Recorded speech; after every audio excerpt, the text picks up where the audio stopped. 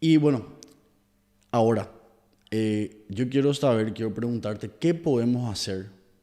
Y más o menos, ¿cómo podemos empezar a construir algo? Porque si miramos la situación actual, Asunción, como te dije detrás de cámara, a ver si podemos arreglar este. Yo digo, yo me refiero así a Asunción, es un cuchitril, porque no puede ser. Vos tenés acá un edificio de miles de dólares y acá nomás tenés una villa. O sea, son cosas que no hay coherencia, vos no podés salir a la calle tranquilo. Algo, por ejemplo, que yo justamente el otro día estuve haciendo un video, te cuento. Me fui al centro a comprar lomito. Quería comer un lomito. Y hay un monte Líbano ahí sobre Palma. Conozco. Sí, está hace muchísimo. Me voy, llovía, entonces no iba a esperar enfrente de la lomitería. Estacioné acá enfrente, literalmente son ni 50 metros, ni media cuadra, nada. Me voy, pago mi lomito y me voy a esperar en la camioneta. Estoy ahí. Y hay un cuidacoche. Y me dice, ¿y para la tortilla? Yo no le entendía porque tenía tapabocas. ¿Qué? Le dije. Me dice, ¿y para la tortilla? ¿Qué? Le dije. ¿Y para la tortilla algo me tenés que dar? Me dijo. Y yo, ¿por qué? ¿Y porque te voy a cuidar el auto? Pero si yo estoy en mi auto, le dije. Yo estoy sentado en mi auto y vos me estás pidiendo plata por cuidarme el auto. Si vos me tenés que dar, me dijo. Yo no tengo por qué darte nada, le dije. No, vos me tenés que dar. Y yo agarro y, viste así, meditación zen por ahí para no bajarme. Y le digo, yo no te voy a dar nada, le dije. Y subí la ventana y me amenazó, no sé qué me dijo. Me dijo, vas a ver, no sé qué, la próxima, algo así. Bueno, evidentemente yo tengo la seguridad o sea, con mi persona porque hago artes marciales hace muchos años, entonces yo pude sobreponerme a esa situación. Y yo conté esa historia en mi Instagram y me escribieron así muchísimas chicas a contarme todo lo que les pasaba. De que le pinchaban las ruedas, de que le rayaban el auto. Y atendé esta historia. Una chica me cuenta que le conté a Fabri detrás de cámara que quería ella salir el tipo, y el tipo le pedía 30.000 y que ella no quiso. ¿Y sabes lo que le hizo? Le rayó el auto, se puso enfrente de su auto y literalmente dice que se puso a cagar enfrente de su auto. ¿Te das cuenta a lo que se tienen que exponer las personas que no se pueden defender? Y te quería preguntar, yo ya entro luego por ahí porque ese es uno de los temas que más me aquejan. Y después sí ya quiero escuchar las demás propuestas que podemos hacer, pero ¿cómo podemos paliar lo que es el caso Cuida Coches, Limpia Vidrios, que me contó, por ejemplo, Fabri detrás de cámara, que él también presenció como un limpia vidrio a unas chicas, le pidió plata, no le quisieron pagar, que le levantó el limpia vidrio y le amenazó que le iba a pegar la ventana, que le intentó abrir. ¿Cómo podemos paliar eso? Bueno, realmente es un problema grave y como vos bien dijiste, aqueja sobre todo a las mujeres, ¿verdad? Que están totalmente vulnerables a que haya una agresión, porque como vos decís, de repente, biológicamente nosotros estamos quizás más preparados para defendernos, levantarnos, Sí, qué sé yo, ¿verdad? Pero no podemos, o sea, tenemos que pensar un poco en nuestra esposa, nuestras novias, nuestras hijas, nuestras madres, ¿verdad? Que también pasan por ese tema. Ahora, la solución, lamentablemente, es mucho más compleja, por supuesto. ¿verdad? Es una solución compleja en el sentido de que primero tenemos que trabajar a nivel multisectorial con el Ministerio del Interior, hay lugares ocupados también por parcialidades indígenas, ¿verdad? Con el caso del ferrocarril, la estación. También hay quejas de inseguridad, lógicamente, en la zona. Hay ocupaciones precarias en la zona de la Plaza Independencia frente al Congreso, ¿verdad? O sea, tenemos una serie de cuestiones que no tienen que ser así, ¿verdad? Entonces, lo que yo sí creo que la municipalidad tiene que liderar necesariamente una mesa de diálogo interinstitucional para salir de ese problema, ¿verdad? Pero el problema de fondo es la pobreza, Por supuesto. ¿verdad? Entonces, esa pobreza nosotros solamente vamos a combatirla generando riqueza, no distribuyendo riqueza, Generando, por ¿verdad? supuesto, Hay cosas que muy generar diferentes. riqueza, ¿verdad? Entonces, tenemos que empezar a ver cómo integrar a esa parte deprimida de la sociedad, invisibilizada más que invisible, ¿verdad? Para que puedan tener un sustento, puedan tener una fuente de trabajo o lo que fuese, y no estar literalmente mendigando, ¿verdad? Porque eso es lo que ocurre, ¿verdad? O sea, que el tema de te cuido el auto, como que este es mi espacio, es básicamente lo mismo que el mendigo que se pone en una parte de la vereda y te dice, dame plata, ¿verdad? Con la diferencia que uno está sentado, el otro está parado, ¿verdad? Pero nosotros tenemos que trabajar eso de forma muy, digamos, integral, para no dejar nada suelto. Nosotros tuvimos una reunión en esta semana con los propietarios de comercios del Centro Histórico de Asunción y queremos hablar también con ellos y con todos para escuchar. Nosotros podemos tener una idea de lo que se tiene que hacer. Los técnicos, los urbanistas, los arquitectos pueden tener una idea de lo que se tiene que hacer. Pero realmente es la gente, aquellas chicas o jóvenes que te escribieron a vos y que te digan, yo me sentí identificado o identificada con este problema porque me pasó a mí y me rompieron el vidrio, me sacaron esto, la cartera, me amenazaron. Vamos a escucharles cuál es la problemática.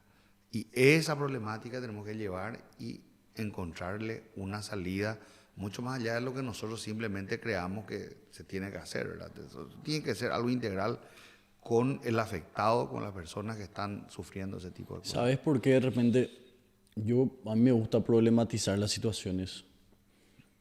Y yo creo que inclusive a veces que ya pensé esto no tiene solución. ¿Sabes por qué? Aunque después miro, por ejemplo, el caso de Encarnación, que es lo que es la costanera ahí, lo que es el lugar. Y es interesante, sí, generar riqueza, pero acá entra este problema. Un ejemplo te doy. Un cuidacoche que por noche está quitando fácilmente 400.000 a 300.000 guaraníes sin trabajar, porque no es un trabajo. Vos vas a agarrar y vos decís, bueno, vas a dejar de hacer eso y ahora vas a tener que trabajar y vas a ganar 5 veces menos. ¿Entendés? Entonces, ahí entra la problematización de eso. Que, bueno, ahora yo creo que lo único que queda es hacer eso porque eso es lo justo, es lo que hay que hacer. Pero después hay que trabajar en conjunto también con lo que sería la justicia, porque la policía para mí no es justicia, porque ellos están todos compinchados. Y si logramos sacarles de eso y logramos hacerles trabajar para generar riqueza, ya sea poner más negocios, modernizar la zona costanera, todo eso, va a haber gente que estoy seguro va a seguir queriendo estar en el mismo modus operandi, que es amenazar por dinero. Y yo creo que ahí van a tener que trabajar con la policía porque es la única manera de mantenerles a raya. No sé si entendés. Sí, totalmente, ¿verdad? Ahora, fíjate lo siguiente, Alexis. Ese problema también se tiene con la gente que planta cannabis o marihuana, ¿verdad? Porque es un cultivo sumamente rentable, sobre todo en zonas como San Pedro, Amambay, ¿verdad? Incluso Cazapá y hasta hay plantaciones urbanas, ¿verdad? Sí. Y muchas. Entonces es un negocio rentable, ¿verdad? Entonces no es que vos le decís, ¿sabes qué? Vas a dejar de plantar esto, vas a plantar mandioca. Claro. La misma cosa, ¿te das Sí, cuenta? lo mismo, Es la lo misma mismo. cosa, ¿verdad? Entonces, pero eso pasa un poco también por esa educación que vos estás diciendo de lo ilegal y lo legal, ¿verdad? ¿Cómo hacemos para pasarle a esta gente que está en una situación de informalidad A lo formal. a una situación formal, ¿verdad? Nosotros estamos trabajando porque el principal drama que se tiene, Alexis, es el siguiente. Nosotros tenemos prácticamente un cuarto de la población de Asunción viviendo en los bañados. Sí. Son 100.000 personas, más de 100.000 personas, 27.000 familias, un poco más seguramente a hoy. Entonces, allí no hay. Olvídate la policía, como dijiste vos. No existe. No hay justicia que pueda hacer desalojo a 100.000 personas, no existe cantidad de patrullas, no, es imposible. Y ahí tomo también lo que vos mencionabas hace rato que realmente es un cuchitril, ¿verdad? La ciudad. Entonces, la ciudad realmente está tan mal, y yo le daba el ejemplo a la gente del comité técnico con el que estábamos hablando, urbanistas, ingenieros y demás, porque hay momentos en los cuales se tiene que amalgamar lo teórico con lo práctico, aterrizar a lo real, ¿verdad? Por decirte de alguna forma, vos puedes tener un amigo arquitecto, una amiga arquitecta y le decís, hacemos un diseño de una casa. Y te hace un diseño de una casa tipo, no sé, un actor de Hollywood, pero vos le decís, che, pará, está todo bien, pero yo no tengo la plata para pagar ese diseño que me está diciendo. Mármol de Carrara, alfombra, no sé, todos los chiches. No tenés. Entonces vos tenés que saber qué hacer para poder aterrizar un poco. Y hablábamos con los técnicos y lo ideal, Alexis, es que nadie viva por debajo de la cota 64. La cota 64 es el límite de crecida del río Paraguay. Por supuesto, 100%. O sea, la lógica te dice que vos no podés estar viviendo en un lugar donde ya se sabe que se va a inundar. Ya se sabe, no es algo que... Y no es algo de hace 2 años. No es algo de hace miles de años. O sea, es algo cíclico que se va a dar sí o sí y que vos ya sabés que va a pasar. Entonces por eso se dice que los bañados son de los bañados. O sea, los bañados son del río.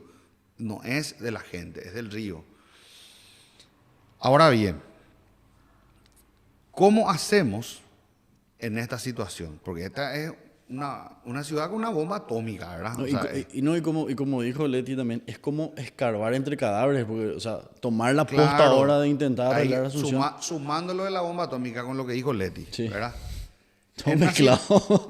No, pero me parece espectacular porque creo que el ejemplo va a dar, ¿verdad? Y de repente podemos hablar también de medicina legal en este tema. Si vos tenés, por ejemplo, un asesinato o tenés un caso de una muerte sospechosa, ¿qué se hace? Una autopsia, ¿verdad? Sí. Eso es lo que se tiene que hacer, ¿verdad? Se le llama al médico legal, al forense, se examina el cuerpo y se dice las causas de la muerte fueron tal cosa.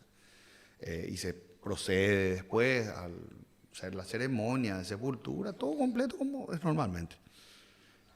¿Qué hace cuando tenés 400.000 muertos en una ciudad?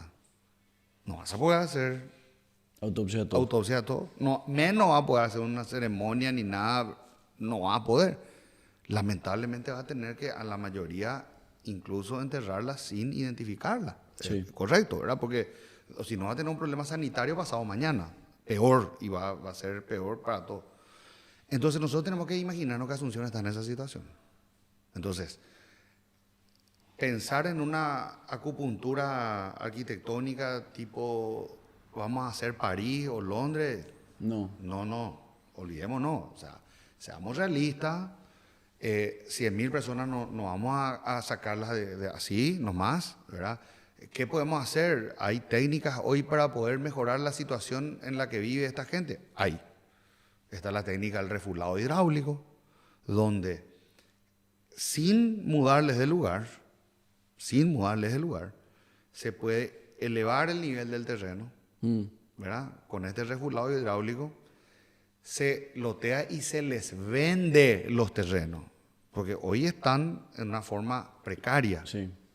Y tampoco se paga recolección de basura, tampoco se paga tasa de nada. No se paga nada, no hay impuestos. ahí. Es como que no existe esa persona, ¿verdad?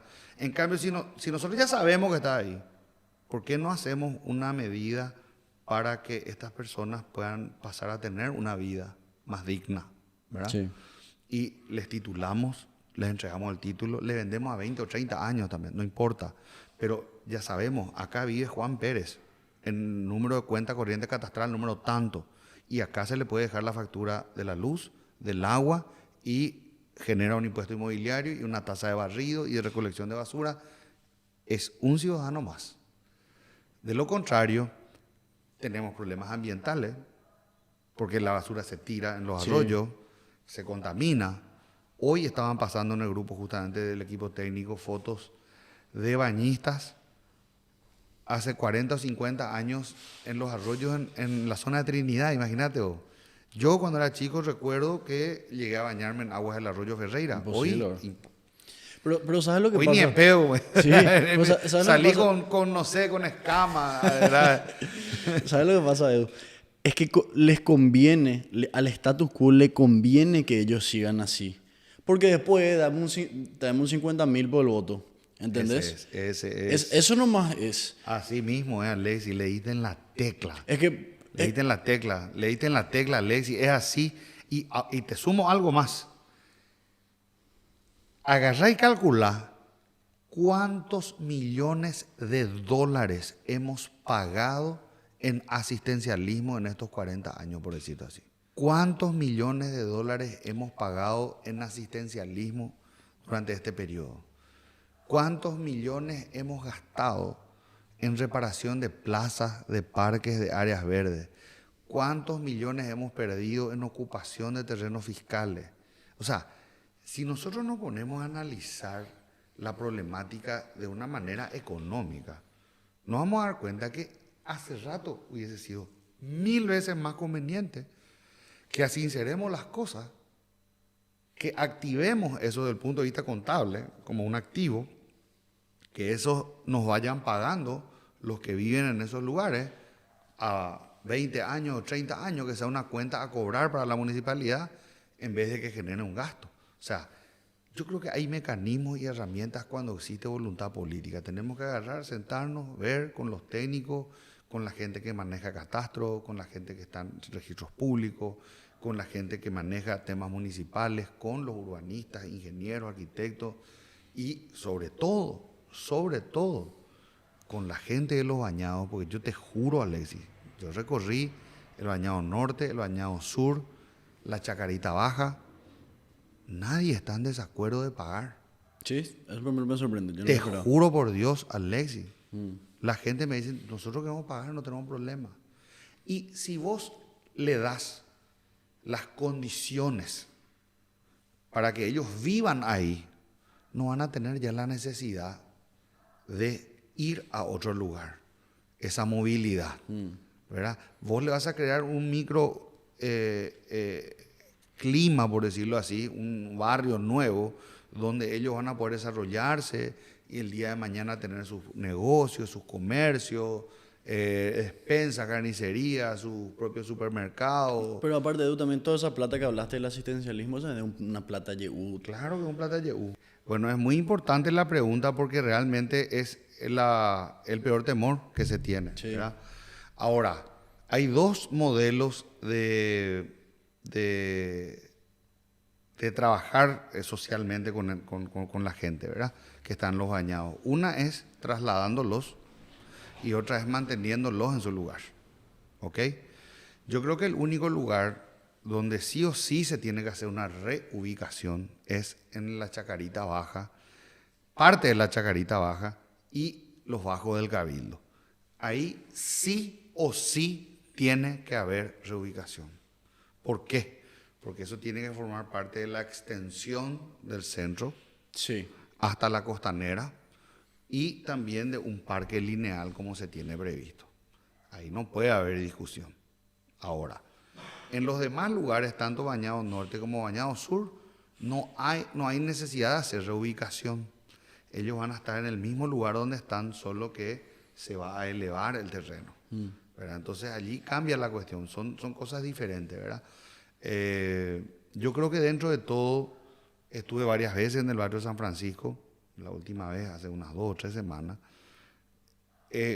Hubo un tiempo en el cual mucha gente estaba renuente porque le costaba cambiar sus hábitos, porque tenemos que saber que no solamente en el Paraguay, sino incluso en la zona del departamento central e incluso en Asunción, tenemos una parte de población que tiene todavía hábitos rurales.